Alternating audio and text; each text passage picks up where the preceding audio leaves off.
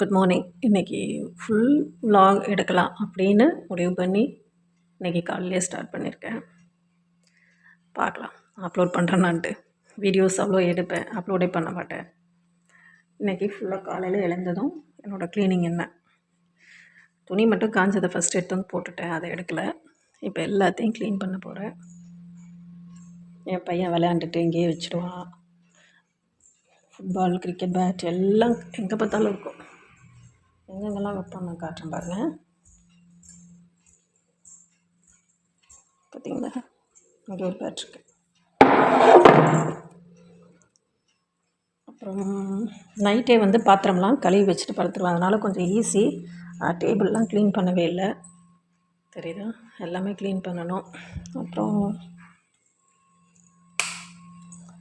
Coffee போட்டு குடிக்கலான்னு pan வச்சுட்டேன்.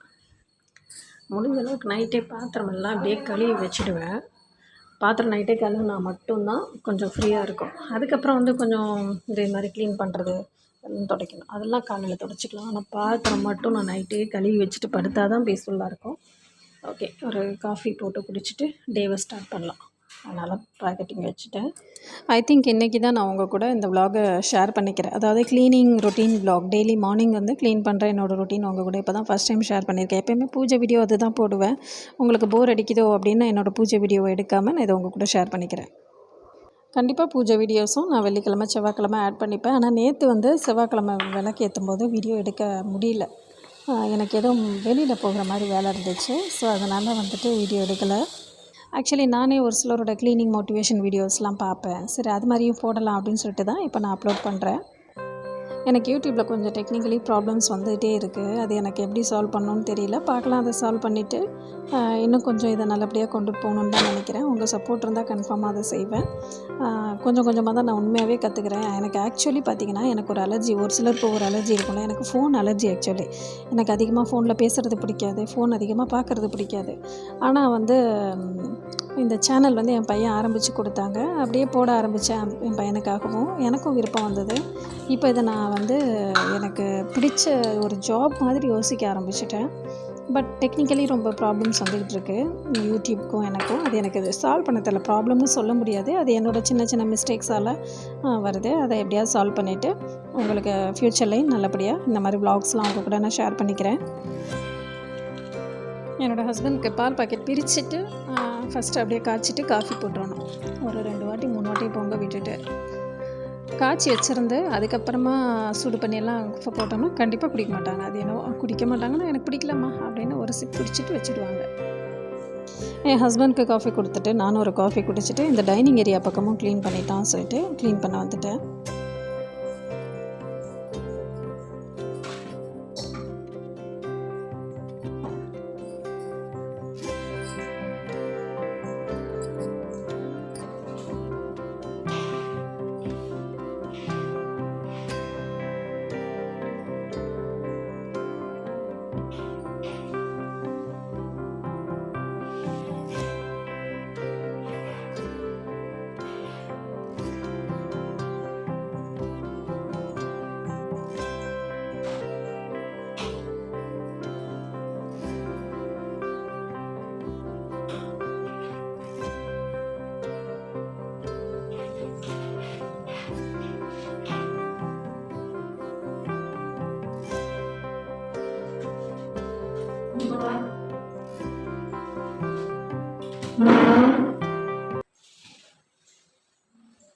Dining table மேலே ஒரு ட்ரே, அதில் வந்துட்டு எண்ணெய் பொடி, அப்புறம் பருப்பு பொடி, இட்லி பொடியும் பருப்பு பொடியும், அப்புறம் வந்து டேபிளில் ஏதாவது சூடாக வைக்கிறோன்னா அதுக்கு கீழே வைக்கிற அந்த கம்பி, அது எல்லாமே அதில் வச்சுடுவேன்.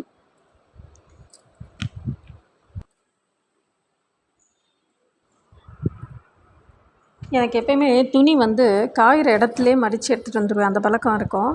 ஆனால் இப்போ அடிக்கிற வெயிலுக்கு காலையில் 8 மணிக்கு கூட அங்கே போய் நிற்கவே முடியல. அப்போயே வெயில் அடிக்க ஆரம்பிச்சிடுது, வேர்த்துட்டு அப்படியே டீஹைட்ரேட் ஆகிற மாதிரி இருக்குது. சரின்ட்டு உள்ளே எடுத்துகிட்டு வந்து போட்டுட்டு இப்போ மடிக்க ஆரம்பிச்சிட்டேன். எனக்கு இப்படி போட்டு மடித்தா சுத்தமாக பிடிக்காது. எனக்கு காயிற இடத்துலையே மடிச்சுட்டு எடுத்துகிட்டு வந்துடணும். ஒரு ட்ரே எடுத்துகிட்டு போவேன், அந்த ட்ரேயில் மடித்து எடுத்து வந்துடுவேன். ஆனால் இப்போ வெயிலில் இருக்க முடியல. இது வந்து ஈவினிங்கே காய போட்டிருந்தேன். இப்போ ஈஸியாக காஞ்சிரும் இல்லைங்களா, அதனால் ஈவினிங் காய போட்டிருந்ததை காலையில் எடுத்து உள்ளே வச்சேன். அப்போ வெளியில் மடிக்கவே முடியல. சரின்ட்டு வீட்டுக்குள்ளே எடுத்து வந்து வச்சு கடகடன்னு மடிச்சுட்டு அதுக்கப்புறமா க்ளீன் பண்ணலான்னு சொல்லிட்டு தட்டிட்டு க்ளீன் பண்ண ஆரம்பிச்சிட்டேன். எனக்கே நான் க்ளோஸ். எப்படின்னா, எனக்கே இப்போ நான் வீடியோவை பார்க்கும்போது தான் அழகாக வேலை செய்கிறேனே அப்படின்னு எனக்கு அதான் நல்லா வேலை செய்கிறோமேன்னு எனக்கே நான் என்ன காம்ப்ளிமெண்ட் பண்ணிக்கிறேன். ஏன்னா நம்மளே பார்த்துக்கிறது கிடையாது. இன்னும் சொல்லப்போனால் எனக்குன்னு ஒரு கேரக்டர் இருக்குது. நான் அதிகமாக கண்ணாடி பார்க்க மாட்டேன். குளிப்பேன், பொட்டு வைப்பேன், தலை சீவிப்பேன், அவ்வளோதான். எனக்கு எந்த மேக்கப்லேயும் பெருசாக இன்ட்ரெஸ்ட்டும் இல்லை. ஸோ அதனால் எனக்கு என்னையே நான் அதிகமாக பார்த்துக்கிறது இல்லை. வீடியோ பார்க்கும்போது தான் ஆச்சரியமாக இருக்குது. எனக்கு கண்டிப்பாக வீடியோ பார்த்துட்டு எந்த இடங்களில் எந்த செக்மெண்ட்லாம் உங்களுக்கு போர் அடிக்குது அப்படிங்கிறதையும் கமெண்ட் பண்ணுங்கள். நெக்ஸ்ட் அதை எனக்கு அப்போ தான் ரெக்டிஃபை பண்ணி கொஞ்சம் நல்ல வீடியோவாக ப்ரெசென்ட் பண்ண முடியும். ஆனால் ஏதாவது ஒரு வேலை பார்த்துட்ருப்போம், இன்னொரு வேலை ஒரு ஞாபகம் வரும். ஐயோ பூ பறிக்கலையே அப்படின்னு. கொஞ்சம் தான் மல்லிகைப்பூ, ஒரு 2 3 செம்பருத்தி அப்படி தான் இருக்கும். பரவாயில்லன்னு டேபிள் துடைக்கும் போது அங்கே டேபிளில் தண்ணி வச்சுட்டு பூ வைக்கிறோம் இல்லைங்களா உருளியில். சரி பரவாயில்ல, நான் அதை மாற்றிட்டு உடனே செடியிலேருந்து பறிச்சுட்டு வந்து 2 3 மல்லிகைப்பூ இருந்ததுன்னு நினைக்கிறேன். கொஞ்சம் தான் இருக்குது. அதுக்கப்புறம் போன வாரம் கூட கட் பண்ணி விட்டுருக்கேன். மேபி இன்னொரு 10 நாளுக்கு அப்புறமா நல்லா பூக்கும். மல்லிகைப்பூ செடி ஒரு வாட்டி பூத்ததுக்கப்புறம் நல்லா அதை முத்தினதெல்லாம் கட் பண்ணி விட்டுட்டோம்னா நல்லா பூக்கும். எனக்கு மல்லிகைப்பூ செடியிலேருந்து பறிக்கும்போது ஒரு வாசம் வரும் பாருங்கள், அப்படியே மைண்ட் ரெஃப்ரெஷ் ஆகிடுங்க. ஒரே ஒரு பூ என்னோடய அந்த செடியிலேருந்து ஒரே ஒரு பூ கிடச்சிட்டா கூட எனக்கு அவ்வளோ மனதுக்கு சந்தோஷமாக இருக்கும். உங்கள் வீட்டில் ஏதாவது பூச்செடியெல்லாம் வச்சுருக்கீங்களா அப்படிங்கிறதையும் எனக்கு கமெண்ட்டில் சொல்லுங்கள். இன்னொரு விஷயம் ஒன்று உங்கள்கிட்ட ஷேர் பண்ணிக்கணும்னு நினச்சேன். அது எனக்கு வீடியோ அந்த டைம் எடுக்கலாம் முடியாது, அவ்வளோ ரிஸ்க்கு. நேற்று முறுக்கு எப்போயுமே நான் என் ஹஸ்பண்ட்க்கு வந்து வீக்லி ஒன்ஸ் இல்லை 10 days ஒன்ஸ் முறுக்கு சுட்டு வச்சுருவேன். 2 குழாய்க்கு மாவு பிசைஞ்சிக்கிட்டேன்னா போதும், இன்ஸ்டண்ட்டாக அப்படியே ஒரு 10 minutesல புரிஞ்சு வச்சுருவேன். அது 1 வீக்குக்கு அவங்களுக்கு யூஸ் ஆகும். அவங்க எப்போயுமே சாப்பிடும்போது கிறிஸ்பியாக இருக்கணும் முறுக்கு, அந்த மாதிரி ஐட்டம் வச்சு சாப்பிடுவாங்க. ஸோ அதனால் நம்ம வீட்டில் செய்கிறது எவ்வளோ நேரம் ஆக போகுதுன்னு நான் எப்போயுமே அதை செஞ்சுருவேன். எப்போயுமே முறுக்கு புளியறதுக்கு நான் ஒரு பெரிய கடாய் ஒன்று வச்சுருப்பேன், அதில் தான் புளிவேன்.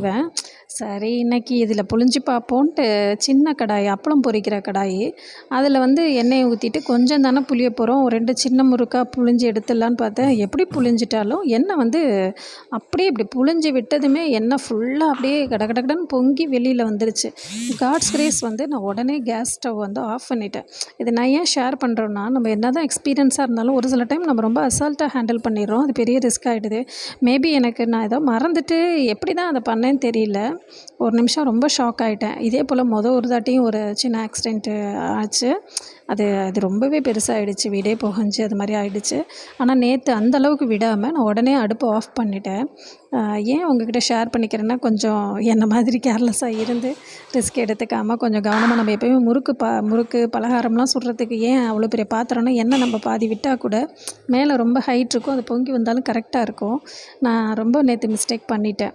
அப்படியே எண்ணெயெல்லாம் வந்துடுச்சு. நல்ல நேரம் அடுப்பை உடனே ஆஃப் பண்ணிட்டதால் ரிஸ்க்கு ஒன்றும் இல்லை. பட் எண்ணெயெல்லாம் கீழே போயிடுச்சு. அது என்ன பண்ணால் போயிட்டு போகுதுன்ட்டு அப்புறம் எல்லாத்தையும் க்ளீன் பண்ணிவிட்டு அதுக்கப்புறம் அப்படியே பெரிய கடாயில் மாற்றிட்டு முறுக்கு சுட்டுட்டேன். இப்போது ஒரு மீஷோவில் ஒரு ட்ரைபாட் வாங்கினேன் இல்லைங்களா, அது கூட பார்த்தீங்கன்னா எனக்கு இப்போல்லாம் காற்று வேறு ரொம்ப அடிக்குதா, சமைக்கிறப்பையோ இல்லை கோலம் போடும்போதெல்லாம் வச்சேன்னா அது ஈஸியாக விழுந்துடுது. நான் இனிமேல் தான் இன்னும் கொஞ்சம் ஸ்ட்ராங்காக கூட ட்ரைபாட் வாங்கணும்னு நான் நினைக்கிறேன். இப்போ ரொம்ப காற்றடிக்குது, அதனாலே கோலம் வீடியோ கூட இப்போது தம்பி வந்து பாவம் சின்ன பிள்ளைல, அவனை வந்து நீ எனக்கு கோலம் போடுற வரைக்கும் பிடி அப்படின்னு சொல்கிறதெல்லாம் எனக்கு ரொம்ப கஷ்டமாக இருக்குது. என்னோடய விருப்பத்துக்காக அவனை கஷ்டப்படுத்த எனக்கு பிடிக்கல. முதல்ல அந்த ட்ரைபாட் கரெக்டாக நின்றுச்சு, இப்போ காற்றடிக்கிறதாலே என்னமோ ரொம்ப விழுந்துடுது. சரி பரவாயில்லன்னு வீடியோவே எடுக்கிறதில்ல, கோலம் மட்டும் வச்சுட்டு வந்துடுறது. இன்றைக்கி தான் நான் உங்கள் கூட இந்த மாதிரி க்ளீனிங் ரொட்டீன், நான் ஒன்றும் பெருசாக ரொம்ப க்ளீனாக வச்சுக்கிற ஆள் அப்படி கிடையாது. பட் டெய்லி இந்த ரொட்டீன்ஸ் ஈஸியாக சிம்பிளாக வச்சுடுவேன். நமக்கு வாழ்கிறதுக்கு தேவையான சுத்தம் நான் க்ளீன் பண்ணிப்பேன், இப்படி தான் நான் சொல்லணும். ஆக்சுவலி எனக்கு ரொம்ப ஆர்கனைஸ்டாக ரொம்ப க்ளீனாக இருக்கிறதுக்கு எனக்கு உண்மையாகவே ஆச்சரியமாக இருக்கும். எப்படி அப்படி என்னால் உண்மையாக அந்த அளவுக்கெல்லாம் முடியாது. நான் ரொம்ப ப்ராக்டிக்கலான ஒரு பர்சன். வீடியோ எடிட் பண்ணும்போது தான் எனக்கு பார்க்குறப்ப தெரியுது, என் ட்ரெஸ்ஸில் அந்த சைடில் நாட் இருக்கும் இல்லைங்களா, அதை நான் போடாமலே வேலை செஞ்சிட்ருக்கேன்னு. எனக்கு ஒரு ரூல் தான், கிச்சனில் சிங்கில் பாத்திரம் இருந்ததுன்னா போதும் ஜுரமே வந்துடும். அதனால தான் நைட்டே அதை மட்டும் க்ளீன் பண்ணி வச்சுட்டு படுத்துருவேன். மற்ற வேலையெல்லாம் காலையில் எழுந்திரிச்சு ஒரு 1/2 hourக்குள்ளே செய்திடலாம். காலையிலே என் ஹஸ்பண்ட் குளிச்சுட்டு ஆஃபீஸ் கிளம்புறதுக்கு முந்தி இந்த வேலையை பண்ணிட்டேன் அப்படின்னா சாமி கும்பிட்றதுக்கு அவங்களுக்கு சரியாக இருக்கும். ட்ரெஸ்லாம் நேற்று அயனுக்கு கொடுத்துருந்தேன், அவங்களும் காலையிலே எடுத்து வந்துட்டாங்க. ஸோ அது எல்லாத்தையும் அதுக்கான ப்ளேஸில் எடுத்து அடுக்கணும்.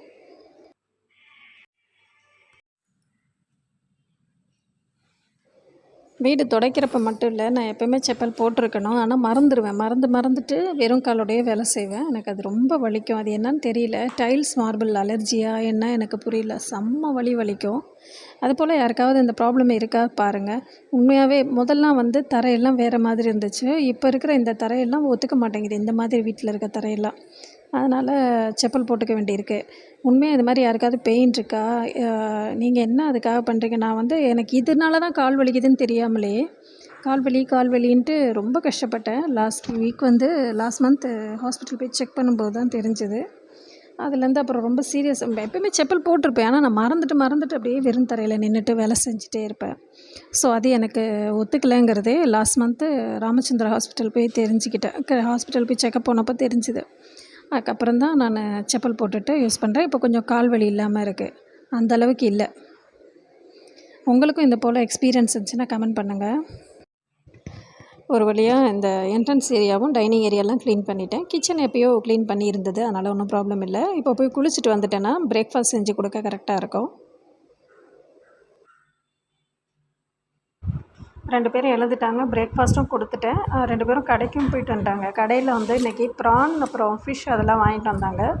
அப்புறம் என் பையனுக்கு ஐஸ்கிரீம், அப்புறம் எனக்கும் ஒரு குல்ஃபி வாங்கிட்டு வந்து கொடுத்தாங்க. கொஞ்சமாக பாத்திரம் இருக்கும்போதே விளக்கிக்கிட்டோம்னா ஈஸி.